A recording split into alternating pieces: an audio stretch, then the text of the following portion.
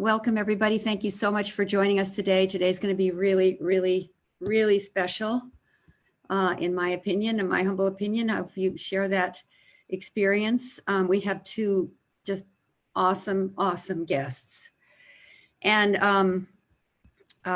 this is a Pachamama Alliance call. Sometimes some of the people who join don't know that. So if you're on the Pachamama Alliance call, you're in the right place.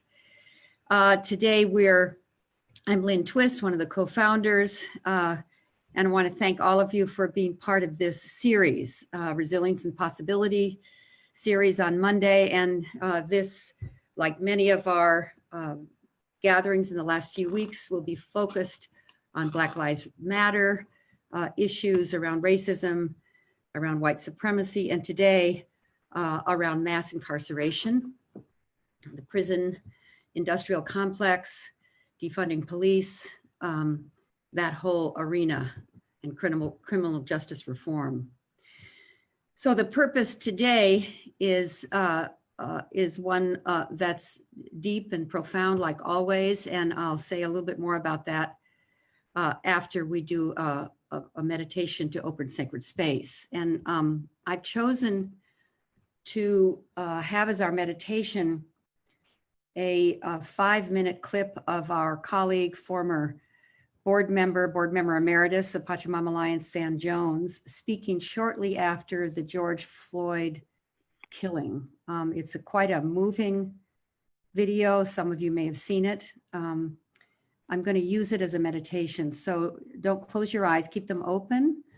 But I invite you to go into your heart, into your soul, into your sacred space as you watch this video of our colleague in Van. I'm choosing this because Van is the person who's introduced us to the two people who will be our guests today, who he has high regard for and are close allies of his.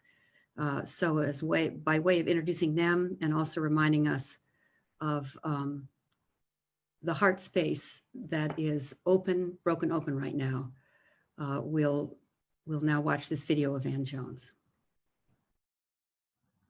I'm glad that we're doing this week. If we had done this a week ago, I probably couldn't have been a part of it, just because there was so much heartbreak. I think the world saw something that's been happening in our country for centuries. It saw a Black man lynched by a white man.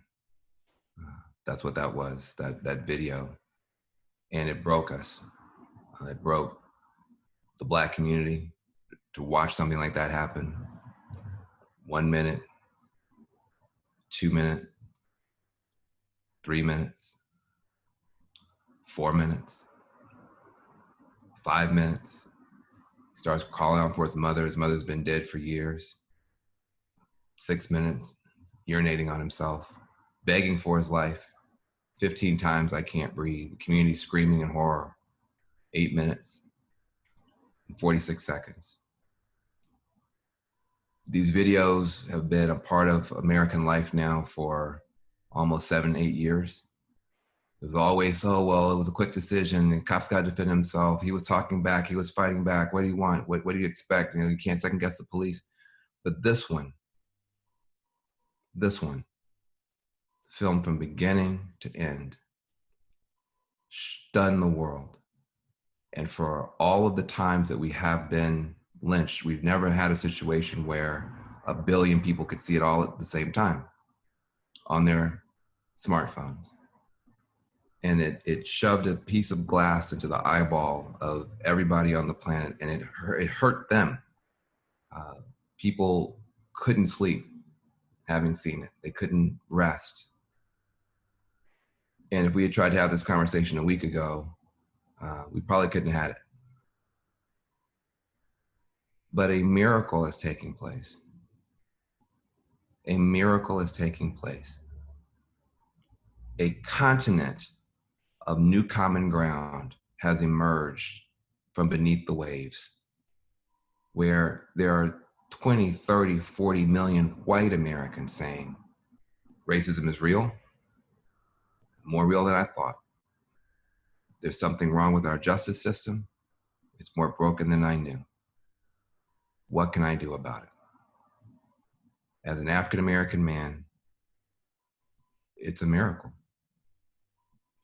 It's all I've wanted. It's just an acknowledgement that what is happening, and that we need to do something about it.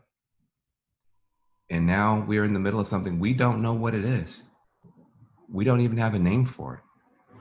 You know, the civil rights movement wasn't called the civil rights movement at the beginning. At first, it was just people trying to fix a problem. And later on, they called it the civil rights movement. We don't know what this is. NASCAR says they're not going to let Confederate flags fly anymore. The NFL is apologizing for not supporting Colin Kaepernick's peaceful protests years ago when he was trying to call attention to this. You have people, corporations across the world saying Black Lives Matter. What is this? We don't know what to call this.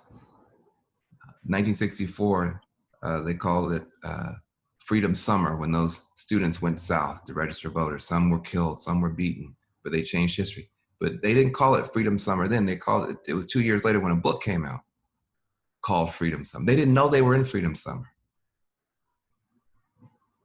So we're in some awakening, some great awakening, where much more is possible than we had dared to hope for.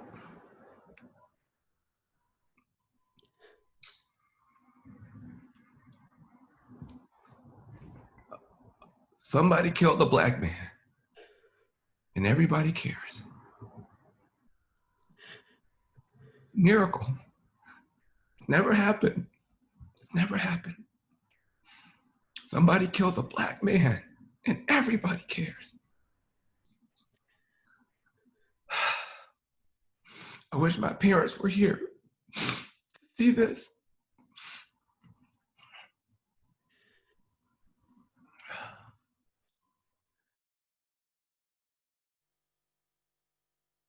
Please close your eyes for a moment and just be with your heart and this time in history and who you are in the matter. And I'll be quiet for about a minute.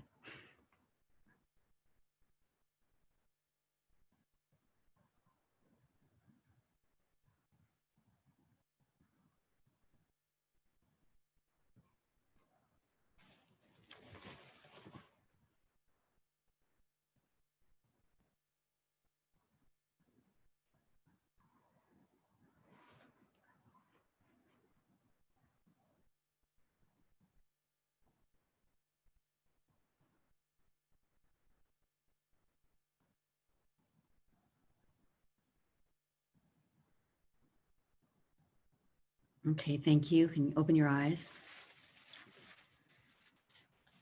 So I'm just going to quote Rev D, our beloved teacher, who says you have to feel in order to deal so you can heal. And one of the things that I wanted us to do is to open with the opportunity of feeling so that we can address this next challenging part of what we're dealing with in the United States right now. And we have two spectacular, amazing guests.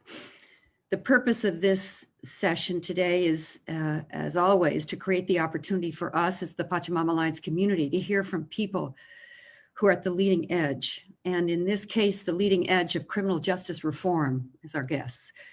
And to deepen our understanding of the interconnectedness of social justice in its deepest, most powerful confrontation with what that is and what it isn't, with environmental sustainability and spiritual fulfillment, and to see criminal justice reform as a powerful way to reallocate resources to build the world that aligns with our values. So today we have two people very intimately involved with criminal justice reform.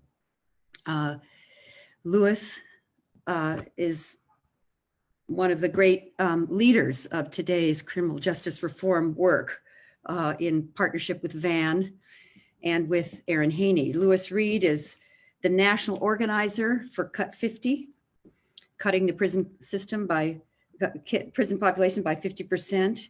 He brings years and years of experience in government, criminal justice expertise, policy advocacy, business, and public health.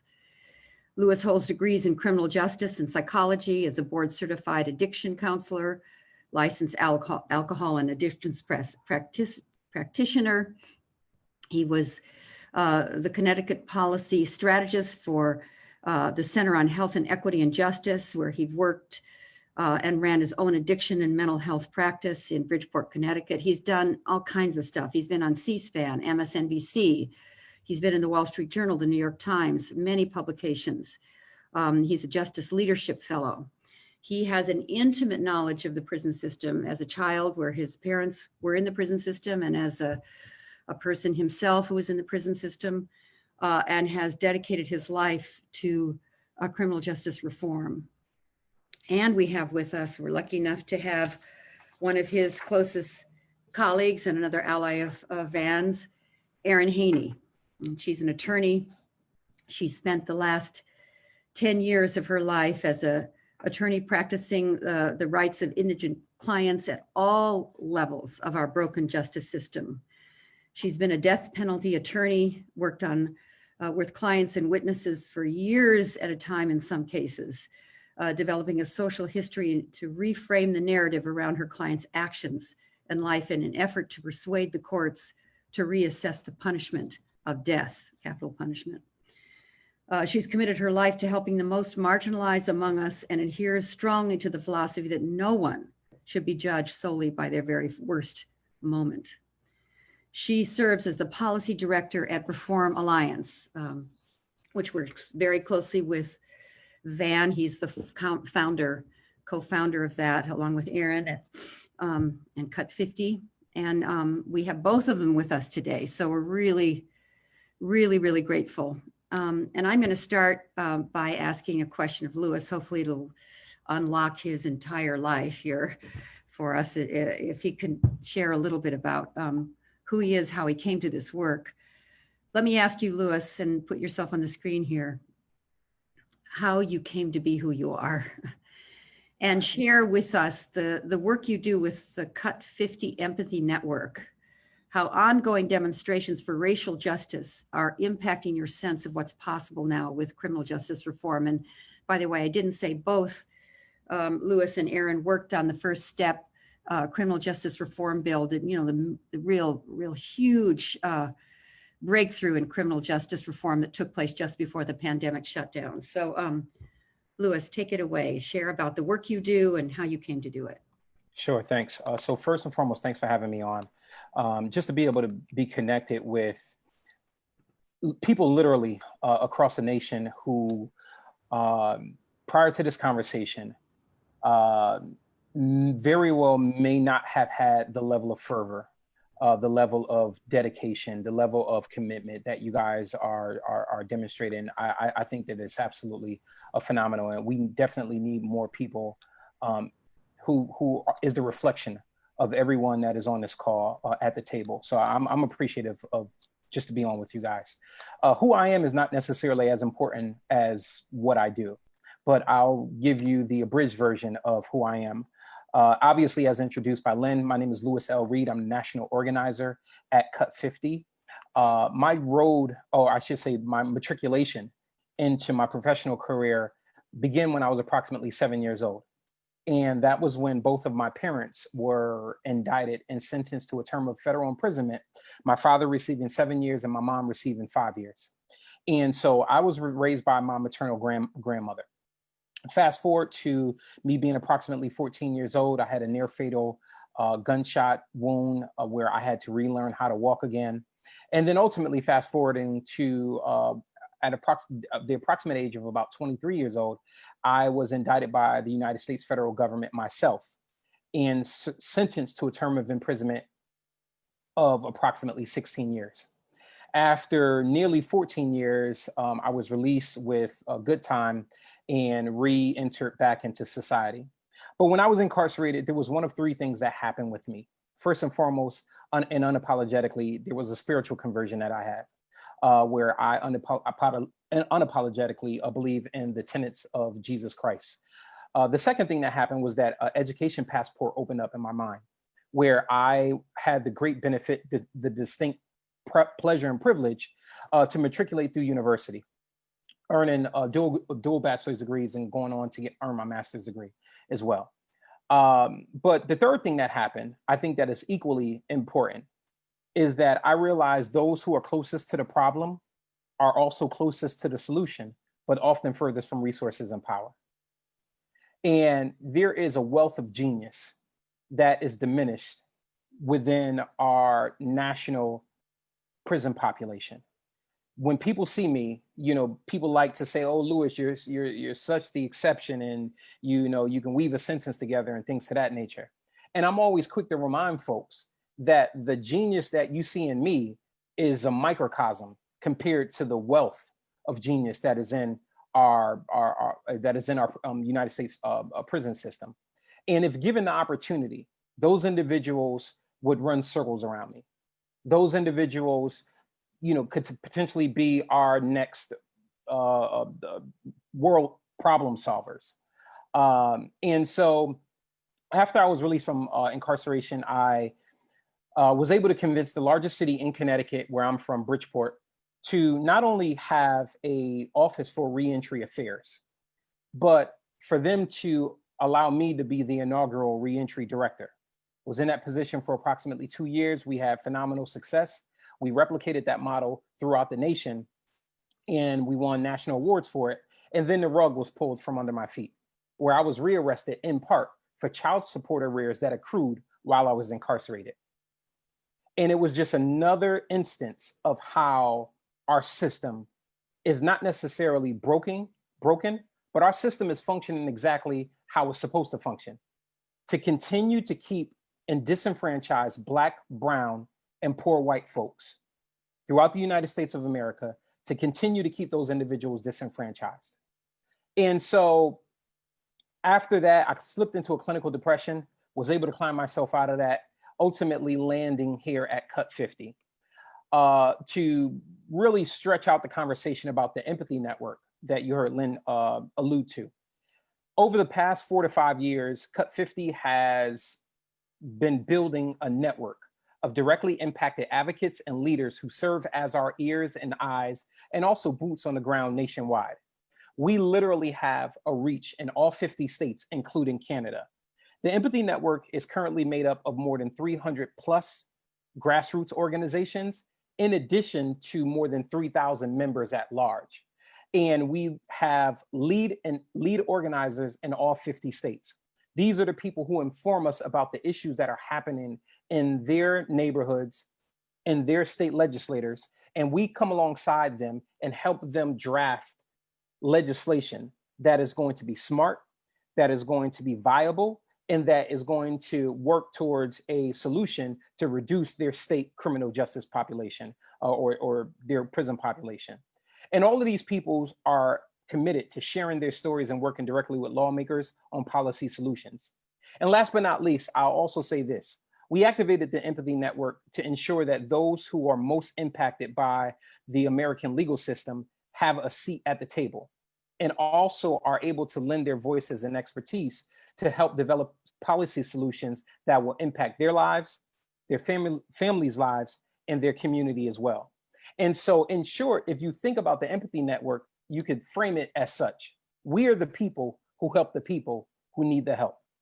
And I'll just pause for a brief commercial break and toss it back over to Lynne to see if whether or not she has any more questions and or if she wants to toss it over to Erin. Thank you, Lewis. I would like you to respond before we go to Erin. How is this moment with the new opening showing up for you and impacting your work? But with so many new allies that weren't there for you before, what is happening for you? I can tell you that it's both overwhelming and it's deeply appreciative. I mean, it was, as a Black man in America, someone who has a social work background, I used to write and I used to, develop a notion around the new PTSD, which is called, in my mind, prison traumatic stress disorder.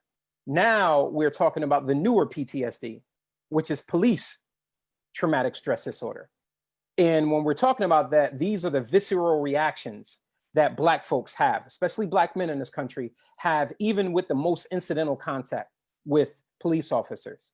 You have to consider, right before the situation happened with George Floyd, right? I believe it was maybe within a few days of Ahmaud Arbery, we saw a woman in Central Park who weaponized her race against a Black man that potentially could have proven tragic or fatal, not by virtue that he had a weapon, not by virtue because he imposed a clear and imminent threat, by virtue of his skin complexion, and by virtue that the person who was the complainant in that situation happened to be white.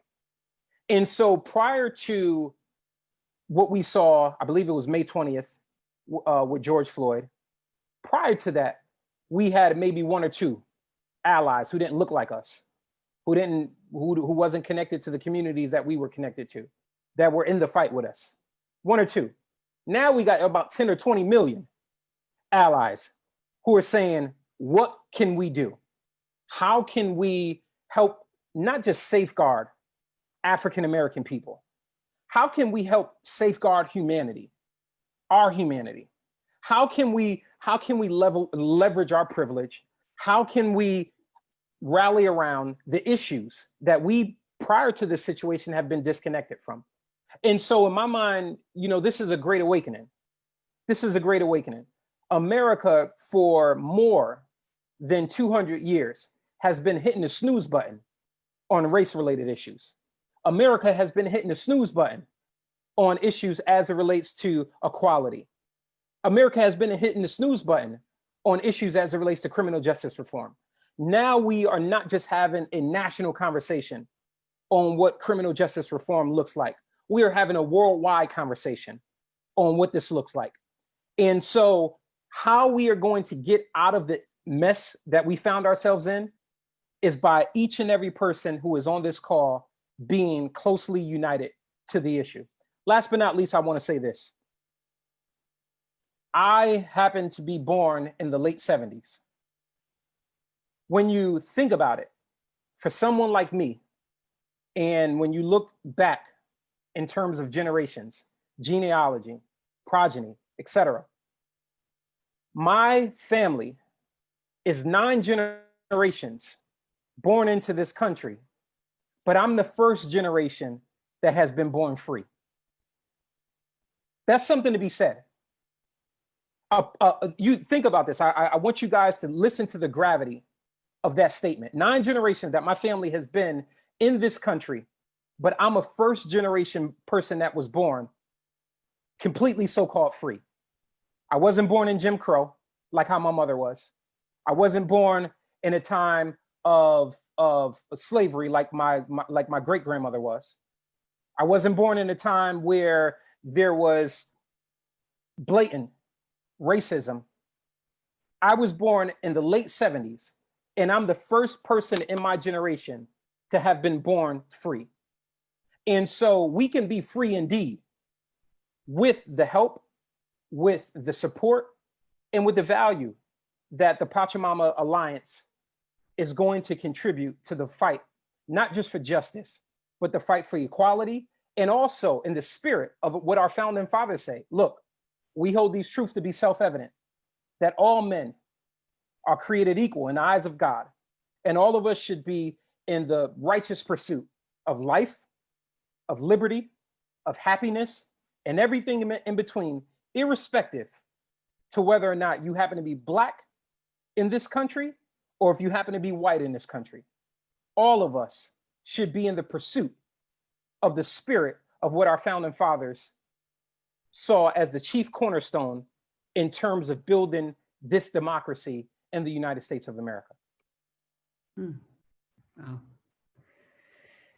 Thank you, Louis. I'm going to ask everybody to breathe as our wonderful friend Rev D reminds us, as we take in and keep opening ourselves up and lifting the layers of blindness and let it penetrate our hearts. Thank you for that beautiful statement. So now, Erin Haney, as I said, Erin is she's a giant in the world of law. She's a fierce defender of people who are facing capital punishment. She's the chief attorney, senior attorney for the Reform Alliance, which is a huge, huge, huge movement now in the United States to reform our prison system and everything that has anything to do with it. And she is going to speak to us now. And Erin, I ask you, your history. You did a lot of work for years, as did your father, representing people on death row. And your commitment has been and continues to be changing the narrative around how the justice system sees your clients. We talk now about how the changing narrative is so important for criminal justice reform in general, and how that connects with what you're seeing in the world right now. And also, if you could cover a little bit of your personal story, since your personal story is so moving as well. Definitely. And thank you guys so much for being here with us today. I'm really, really honored to be here with all of you. And I am just going to warn you, it's like 100 degrees where I am. So if I'm sweating, it's only a little bit because I'm nervous to speak to all of you. And it's a lot because it's very, very hot. And for years, when I would get up to speak, it would be to people who were trying their hardest to kill my clients. So I also want to thank you guys for giving me the privilege of speaking to people who are allies in this fight for justice in a number of ways. It is a huge honor and privilege to be able to do that.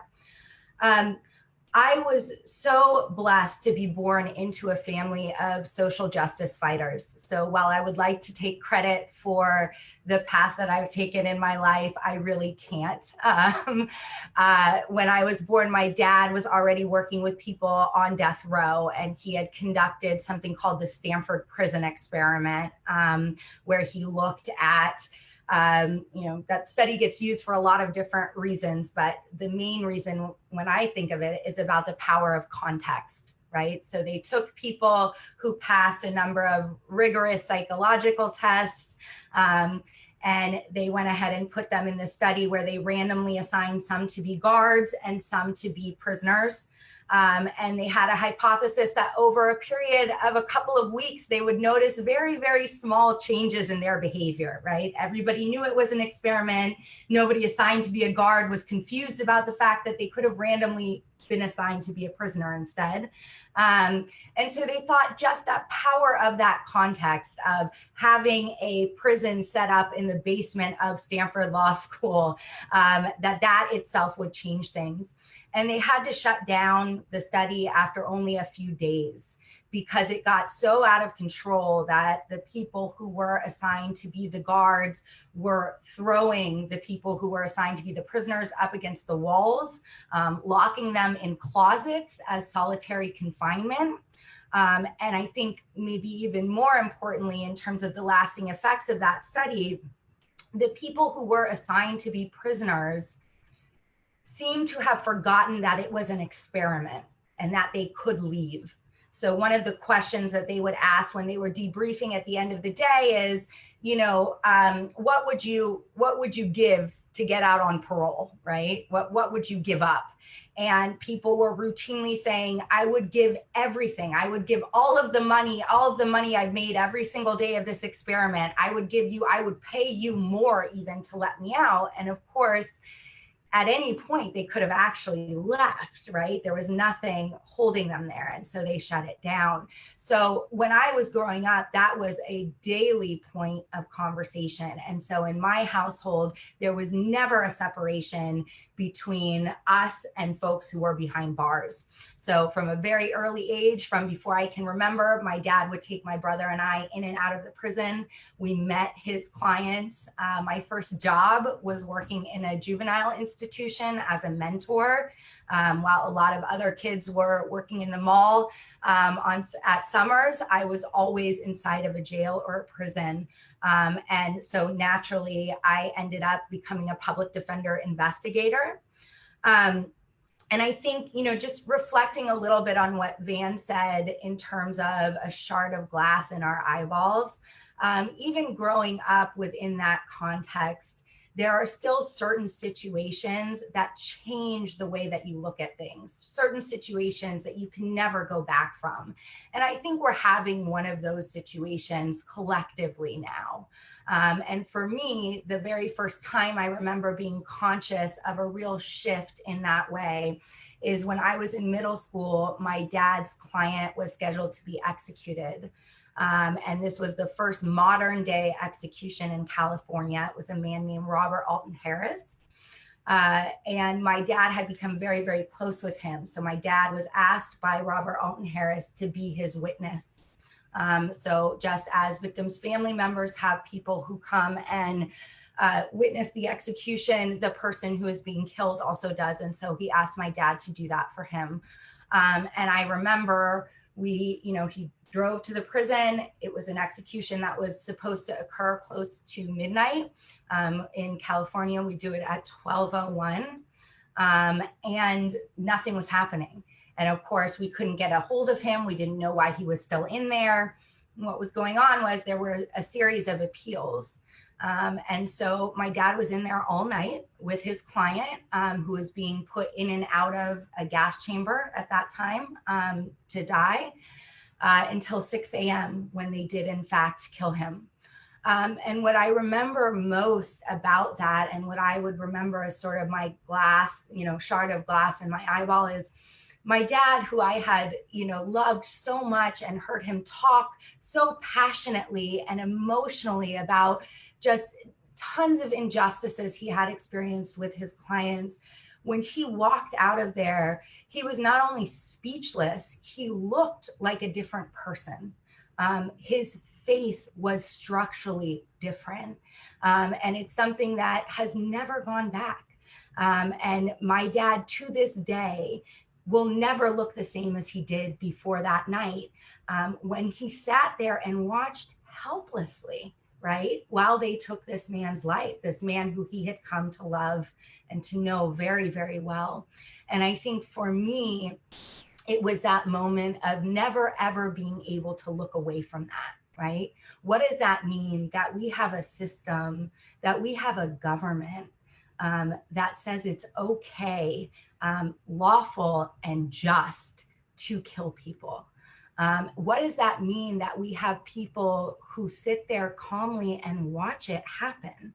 What does that say about us as a society? And where is that outrage? And I think part of what was so touching and incredible about the piece that you played from Van initially is the emotion that he felt just from seeing that outrage.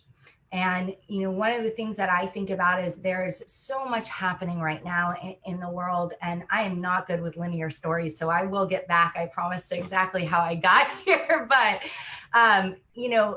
one of the things, there's just so much happening and so much valid outrage around what's going on with policing.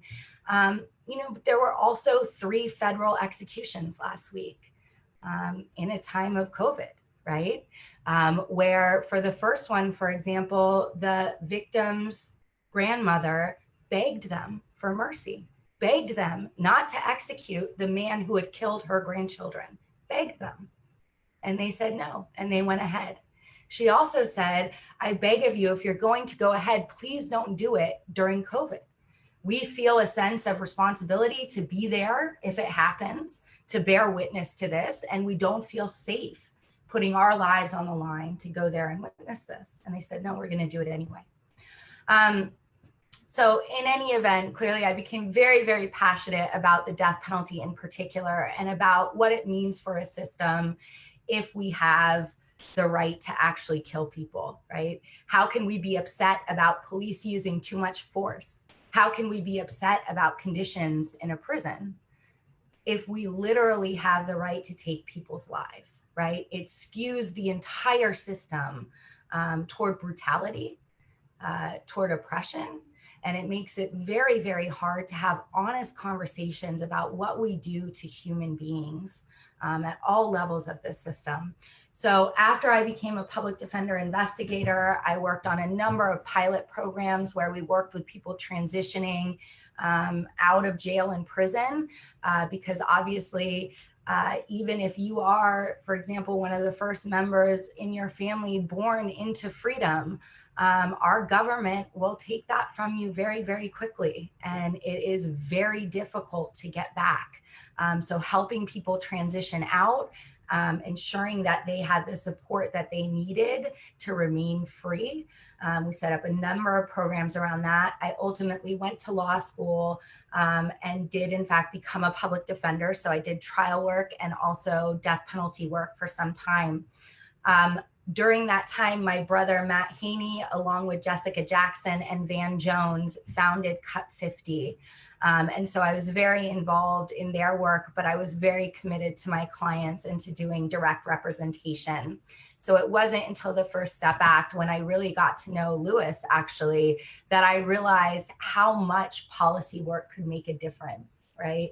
That as much as I wanted to be in that courtroom and fight for my clients, there were a number of obstacles that still sort of had a limit to what we could do, and that we needed to, in fact, not only change the laws, but really change the narrative around the fact that punishment and justice are not one and the same thing. We've for so long conflated those two issues, and it has completely hamstrung us. So if we can actually change the policy, change the laws to recognize that justice and punishment are different, we're in an entirely different world. So it was from there that I went to Cut 50 as their policy director. And I'm now at Reform with Van Jones and Jessica Jackson. I run their policy activities over at Reform, but I've stayed on as senior counsel at Cut 50. And I've had just the amazing pleasure of getting to work with Lewis and with so many people through the Empathy Network.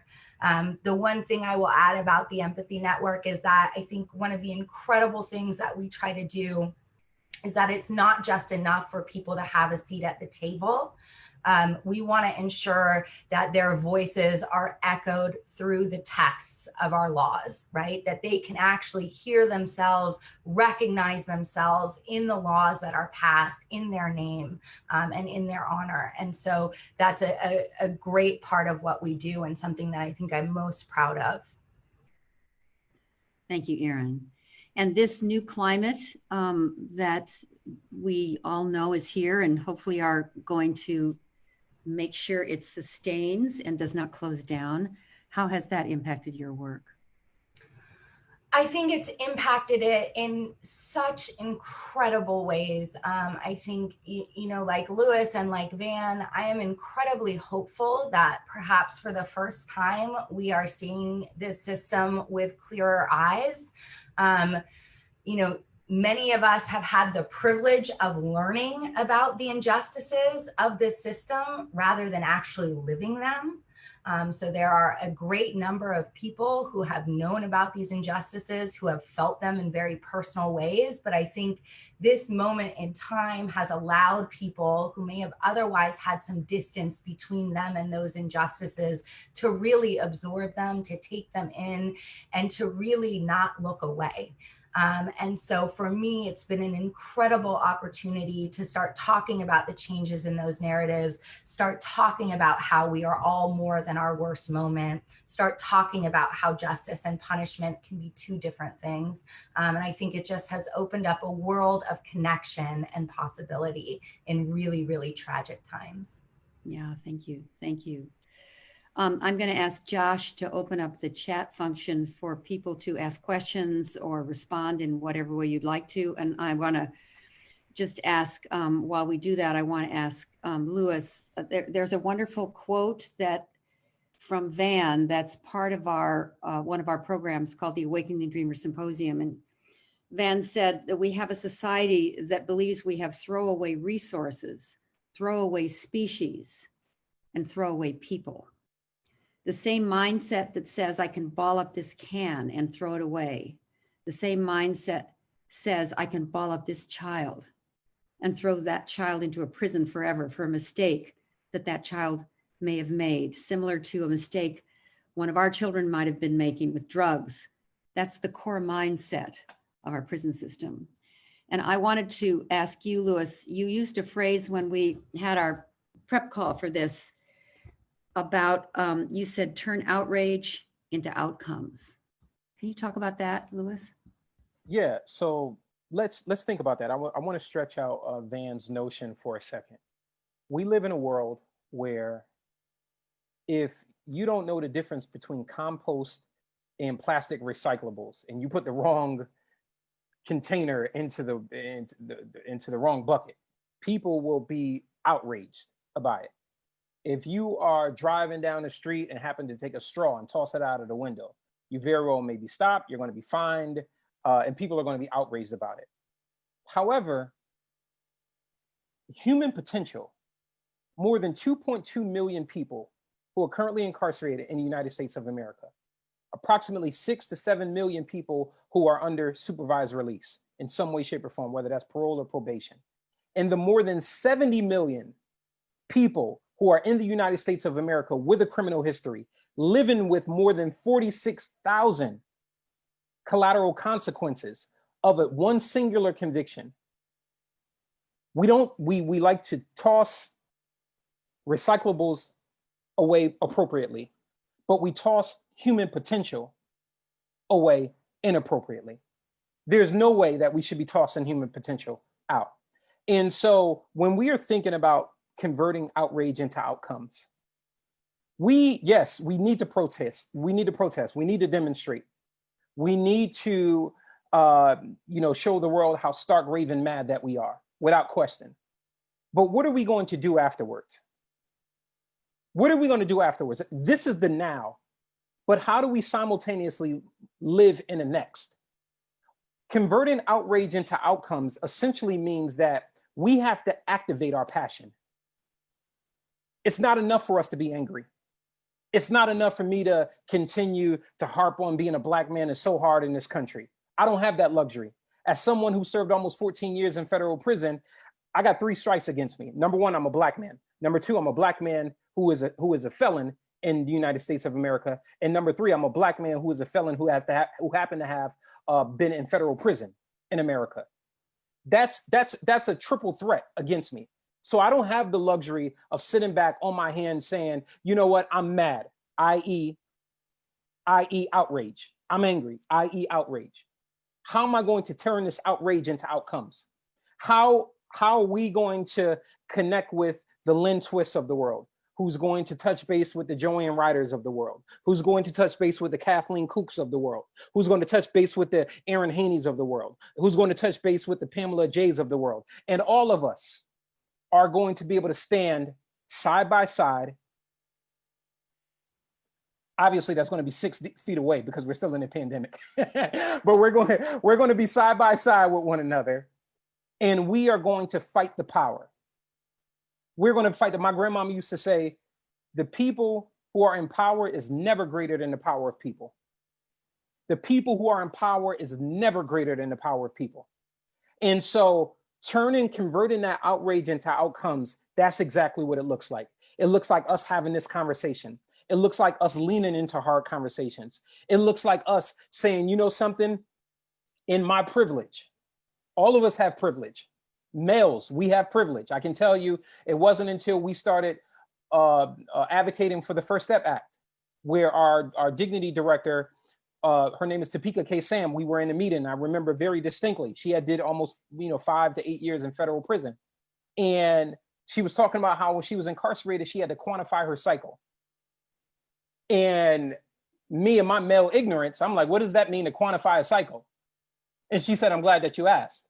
And she began to talk about how when she was incarcerated, she had to take her spent sanitary napkins, bring them to an officer. He or she would count 1, 2, 3, 4, 5. Now I'm going to give you 1, 2, 3, 4, 5 more. Think about those indignities. But it's not something that I'm aware of because I have male privilege. And so all of us have privilege. How are we turning and converting our privilege into power for someone else? And so the concept and the notion about converting outrage into outcomes is, in essence, how are we turning the power of our privilege into purpose for other people?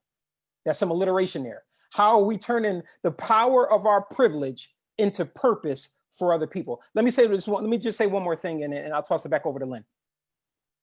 Some, if not all of you guys, might be familiar with the biblical rendition that is found in the book of Luke about something that we now have adopted in our society, which is called the Good Samaritan Law. The Good Samaritan Law shields people who are advocating and or responding in good faith from lawsuits. Well, when you look at the book of Luke, you'll see that there was a person who had privilege. First, he was a priest. He saw that there was an injured man on the side of the road. He crossed over. Then came down another person that had access to privilege, power, and resources. He was a Levite. He saw that individual hurting, and he walked across the street. But there was a person who was a Samaritan. He wasn't good at the time. We now call him the Good Samaritan, but there was a person that was called the Samaritan. And that person that was called the Samaritan, he tended to the wounds of that individual. He tended to the wounds of that individual. And so the question that is suspended at the forefront of all of our minds has to be, how are we going to show up in good works for people who need us to respond to the way that they are hurting? Whether it happens to be Black folks in this conversation, maybe down the line it's the LGBTQ community. Maybe a few steps from there, it might be women. A few steps from there, it might be immigrants. We don't know. But what we do know is that we have to be prepared for that moment. And in this moment right now, there's someone who is laying on the side of the road. That person very well may have on a Calvin Klein suit. That person very well may have more degrees than a thermometer. But in this conversation, that person looks like George Floyd. That person looks like Ahmaud Arbery. That person looks like Breonna Taylor. That person looks like Trayvon Martin. That person looks like Eric Gardner. That person looks like Philando Castile. That person looks like Sandra Bland. That person looks like people who may not necessarily look like you. But those people need, in their memory, they need us to respond to the current crises. And that's what turning outrage into outcomes looks like. Wow, thank you for that. I'm going to quote a Nobel laureate named Lema Gbowee, who stopped the war in Liberia. Just a very, very, very powerful Liberian woman. And she said a couple days ago in an interview that I was involved with her that anger is liquid, she said. And she said, Martin Luther King was an angry man. Hitler was an angry man. Mandela was an angry man. But that liquid anger, it depends on where you put it and what you pour it into. Hitler poured it into the container of hatred and violence. Martin Luther King poured it into the container of nonviolence and love. And that anger and rage has enormous power, but you have to pour it into the container that will have it change the trajectory of the world. So I want to ask probably both of you, but let me go to Erin, and then there's questions coming, and I'll see if I can ask some of them for the people that are on the chat. But I do want to talk about defunding the police and what that means to the two of you and how that fits into all of this, because I'll just say personally, my granddaughter is just turned 21. She's head of the NAACP at University of California, Santa Cruz. She's very involved with defunding the police in Santa Cruz and meeting with the police chief and the mayor. She's just a total superstar on campus. She's not on campus because nobody's on campus, but and she is really has made me aware that defunding the police is an intervention that comes before people get arrested, before they get killed, before it's taking a lot of that funding away from the punishment arena, as you talked about, Erin. That's where we start.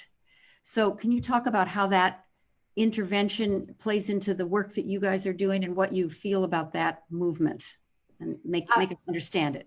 Yeah, absolutely. So the first thing I want to say is that the term defunding the police, while it does mean something specific, people use it to mean a variety of different things, right? So you may hear people talking about abolish the police, defund the police, reform the police. And so these are all, you know, it's important oftentimes when somebody says something like that to ask sort of what they mean by that. And typically what we mean when we say defund the police is we mean use the money right now that is going towards law enforcement, that is going towards punishment, and use that for other resources that can more appropriately address those ills in a community. So for example, you know, most, or I won't say most calls, but many of the calls that come in to 911 are mental health related calls, right? And unfortunately, what we tend to do is we send an officer out to address those calls. Even officers that are well trained, I used to assist with de-escalation training, which was voluntary, which is in and of itself a problem. So only officers who volunteered to take the course would. But even officers who had done that, we were talking at that time at about 10 hours of training around mental health and de-escalation, who were then asked to go into an environment where somebody was in mental health crisis, and to make decisions based on what really required the expertise of a mental health professional or of a social worker. And so the idea behind defund the police is that if we were to actually address some of these ills and harms with the appropriate actors and experts and professionals, if we were to fund those folks to do it instead of just funding the police, we would have much, much better outcomes across the board, not just for people who, you know, who are the ones who are there and who are in danger when the police show up, but also for the police officers themselves. We hear many, many times from law enforcement across the country that they feel like what they're being asked to do is well outside of the job that they signed up for, that they often don't have many options. And so you get into situations where even well-meaning officers feel like they are having to address situations that we all agree could be better addressed by mental health professionals, educators, and social workers. And so, you know, I think that the idea behind defund the police is also that in many, many communities, we know that police don't function for them, right? There are many, many communities where police do not function as a protect and serve type of agency. And in those communities, to get the support that they need, they are often turning to other types of professionals to address problems because it's very well understood that the police are not there to assist them. And so some of this is also looking at models in communities where people have thought about what can we do that would actually achieve justice rather than just punishment. What can we do that would make this safer for everyone? And how can we fund those programs? I think the other thing is that, you know, even though much of the work that we do deals with incarceration, or at Reform Alliance, I look at probation and parole, everybody's entry point into this system is with law enforcement. Nobody gets here without skipping an interaction with law enforcement. And we have become brutally aware of just how dangerous and indeed sometimes fatal those interactions can be. But there are hundreds and thousands of interactions that involve some form of indignity, danger, oppression, violence that go on every day between law enforcement and communities. And the issue is that no matter how fair the trial is, assuming you make it to trial, no matter how fair your sentence is, no matter what your experience is after that one interaction, you can imagine how it can all be tainted. If that first interaction is itself so traumatic and so damaging, there is almost nothing that you can do to come back from that. And so no matter what area of the system you are working at in criminal justice, that first interaction, dealing with that first point of entry, is always going to be incredibly important. Wow. I'm going to ask you also to respond to that, Louis, but I just wanted to say I have African-American grandkids, and my son has told them, the teenage boys, how important it is.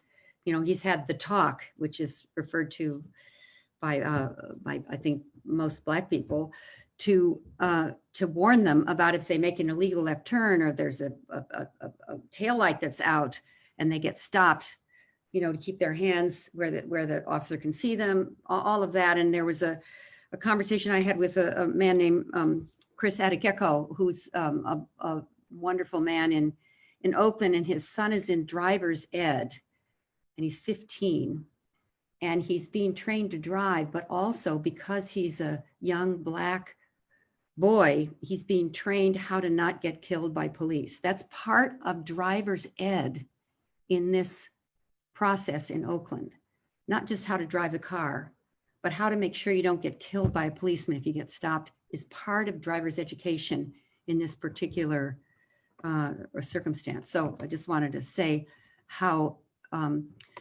this phrase, defund the police, which I think is a confusing title, it makes people think, makes people afraid. The narrative around that is not so healthy right now for a lot of people, even though I understand what it means and you just explained what it means. But Louis, anything you want to say about defund the police so people understand what that is and maybe another way of talking about it?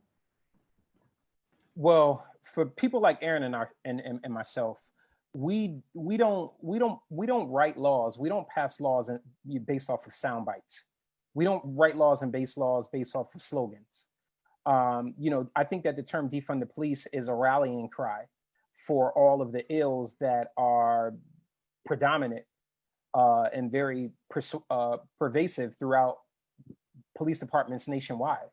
And so, you know, from that perspective, I defer to Erin, right? Like Erin is the attorney here. But I can tell you from my own experience, as someone who, you know, when I remember when I bought my son his car, I was telling him, look, you know, there are certain things that he wanted tints on the car. I said, I'm not going to put tints on the car, but what I will do is I'll buy you a dash cam. And, you know, at the time, he's like, why do I need a dash cam? I said, because you're a Black man in America, a young Black man. And the reason why I don't want you to have tints on your car is because, heaven forbid, if you get stopped and you make a furtive movement, that could literally be the end of your life. So we need to make sure that we are safeguarding ourselves at every point in turn throughout whatever incidental contact we may have with law enforcement. And so I think that, you know, for us, for Black folks in America, we don't have the luxury of cherry picking what issues we want to be slapped with. We're in the middle of a crisis, a racial crisis. We're in the middle of a pandemic. Black folks, you know, there's a saying that we have in our community: when white America gets the cold, Black America gets the flu. It just is what it is. And so from a defunding the police perspective, you know, like Erin alluded to, we are requiring too much of our law enforcement officers. We want them to show up. We want them to be the marriage counselor. We want them to be the priest. We want them to be the daycare operator. We want them to be too much. And they need to be focused on the things that they need to be focused on, which is protecting and serving. That's what they swore an oath to do, to protect and serve, not to show up and be a LPC or a LCSW or a PhD. They don't get paid for that. They didn't accept the job to do that. So when we're talking about defunding the police, we are basically talking about redirecting those funds towards other institutions that are going to be able to be effective, and it's going to add value to the work that our brave men and women who are in uniform are already doing. And Lynn, if I can just add one thing to what Louis just said so brilliantly. Obviously budgets, the whole idea of defunding, right? Budgets are how our government shows what is of value to them, what is important to them, what they are investing in.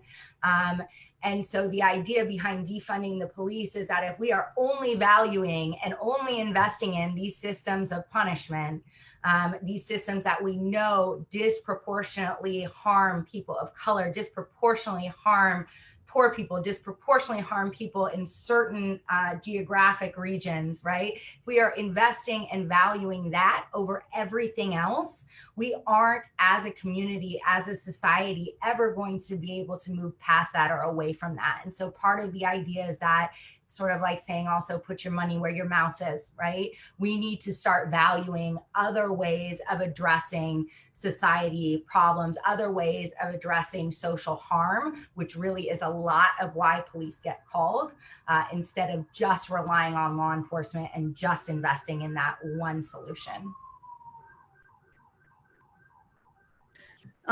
So I think there's probably a lot of people who are moved by what you've said here, by both of you, the work you're doing at Cut 50 and Reform Alliance. And there's a lot of comments that are very favorable in the chat. I want to make sure that we give you a chance to tell us what we can do.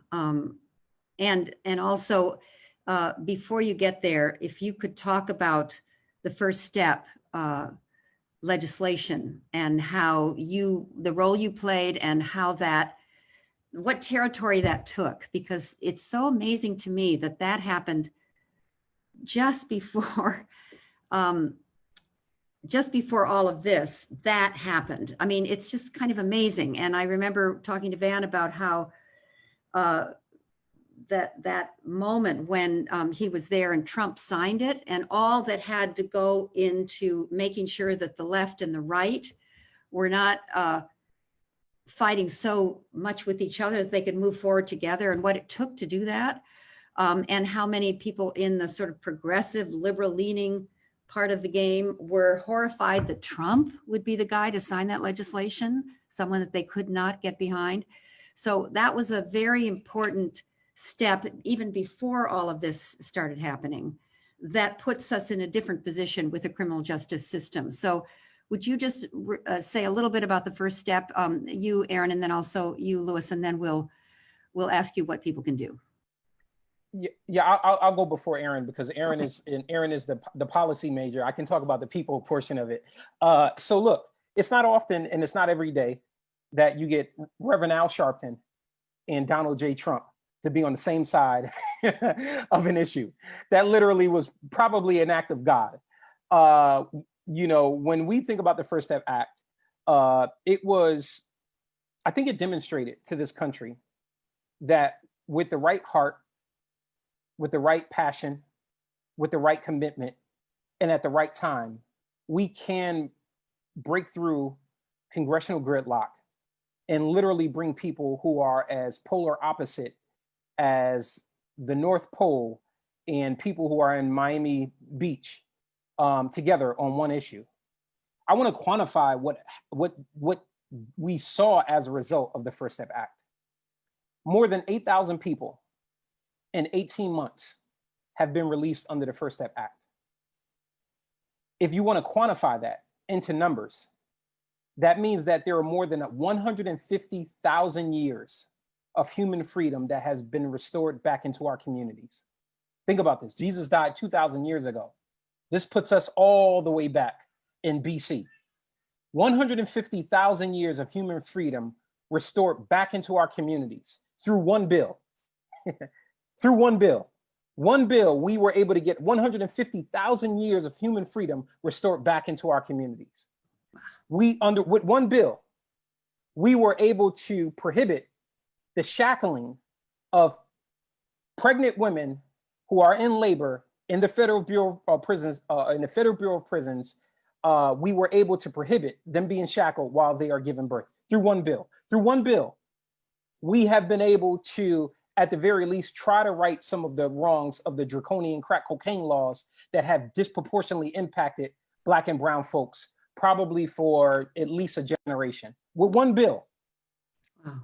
One bill that the New York Times called the most significant criminal justice reform legislation in generations. In one bill, we were able to bring people back home at the Thanksgiving dinner table, for them to be able to have a present under the tree, for mothers to be able to celebrate Mother's Day for the first time in more than 20 years, for brothers to be reunited. People like Lonnie and Lyle Jones to be reunited. One received a triple life sentence for selling crack cocaine, and another one received a life sentence. We were able to get them reunited through one bill. Through one bill, we were able to get Donald Trump and Reverend Al Sharpton and Van Jones right in the middle on the same side of an issue through one bill. Imagine how much more we could do. Imagine how much more we could do with 2 bills, or with 10 bills, or with 20 bills. We can do it with the support of everyone that is on this call. We know that we can do it because we've seen it done. Over the last 3 years, Cut 50, I immodestly say this, and when we're talking about the Cut 50 family, that includes our co-founder over on the Reform Alliance side. In the last 3 years, we've successfully been able to pass more than 20 bills in 17 different states. We are the winningest criminal justice reform organization in recent memory. The reason why we have been able to do it is the work through the Empathy Network, but also because people are committed. They refuse to lose. We refuse to lose. And with one bill, we have been able to successfully do all of the above. How much more so could we do with a handful of bills? Wow. Thank you, Louis. Erin, can you top that? My goodness, not much to add to that. I mean, I think everything that Louis said is spot on. I think a lot of what's behind what he's saying is that the reason why we refuse to lose is because there were so many people who knew exactly what it meant if we did lose, right? Who had been inside, who knew what it was going to look like if these laws didn't get passed. And we do get into this situation, especially on the left, and I'm somebody who considers myself very progressive, but where, perfect is sort of the enemy of good. And I think there was quite a bit of that with First Step Act. And I think ensuring that we had people who knew firsthand what these changes would mean at the table and leading that fight was incredibly important. And I think being able to say to legislators, look, I agree with you that maybe this doesn't have everything, but then do you want to go into the prison and tell my client that she is not protected from being shackled while she gives birth? Do you want to have that conversation with her? Because you have the power right now to ensure that that can't happen. And what you're telling me is that you are going to take the privilege of thinking some more about it and waiting and seeing what else.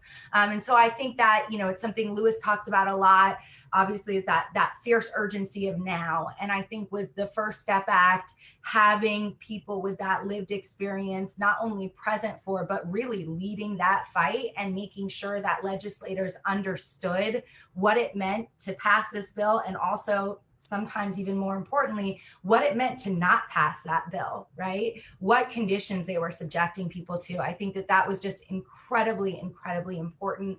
And I think it did break open this narrative about how we think about people behind bars, about how we talk about people behind bars, about what we think, you know, whether we actually believe every human being deserves a level of dignity. And if we do believe that, we had to pass the bill. And I think that that was just an incredible, again, first step. And as Lewis said, there is so much more to be done, and there is so much more that we can do and that we must do. I also want to add as well, one of the things that we learned during the First Step fight was this. People in the prison house don't care who's in the White House, so long as they can get back home to their mama's house. All of these people who are pontificating on Twitter and on Facebook and all of that other stuff, the folks, the real constituency who's going to be beneficiaries of laws that we pass, the only thing that they want to do is get home. I have never met a person when in all of my years of incarceration, nearly 14 years of being in federal prison, I've never met someone who said, yes, I want to get home to my family. Yes, I want to re-engage in society. Yes, I want to be able to lay down in a comfortable bed, and I want to be able to, have access to the simplicities like social media and all of this other stuff. However, I don't want it to happen if it's going to be Donald Trump. Oh, however, I don't want to be released if it's going to be a Republican governor. I've never heard that. And I'll give you $1 if anyone can raise their hand and say, hey, I got somebody who I know on the inside who wants to come home, but they refuse to walk out those doors if it's going to be Trump that lets him out. It doesn't happen. And so while people are skirmishing, they're scrimmaging around nonsensical stuff on social media on the outside, we kept the main thing. And the main thing for us, as Erin talked about, was our constituency. Our constituency at that time being those people who have been directly impacted by the criminal justice system. Family members who wanted their loved ones home. Yep. People who had daughters who were terminally ill with cancer. Mm. And their only shot at relief was through the First Step Act. Mm. And so, again, when we talk about building coalition, and when we talk about winning, the reason why we win is like my grandmama used to say, in life, you got two types of people, ordinary and extraordinary.